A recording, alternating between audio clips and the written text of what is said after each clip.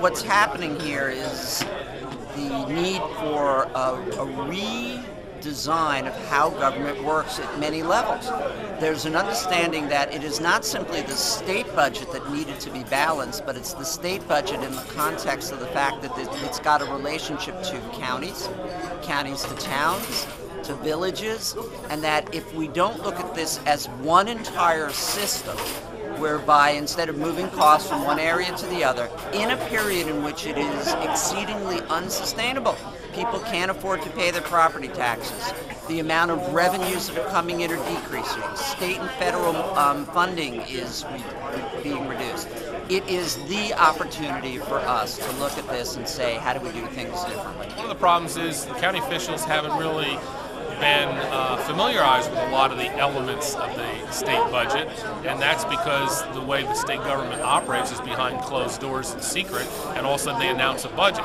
So typically, as will be the case this year, it'll take us months for us as county officials to have state officials share with us what's really in their state document.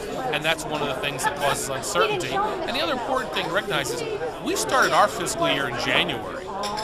By the time we find out the impacts of the state of New York, we're in mid-year, and then we only have half the year to make the kinds of adjustments we need to make. We have a system in New York, unlike the majority of states, where local property taxes are being used to fund state services. And in this instance, there are 9 programs which county governments are responsible to deliver these services. They have no say. They have no regulation, and it's inefficient. So I think we can do a better job, and that's something that we're going to focus on this legislative session, because Governor Cuomo has opened the door to property tax reform.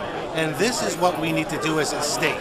We have to cut property taxes, we have to cap property taxes, and we have to make this state more affordable to live in.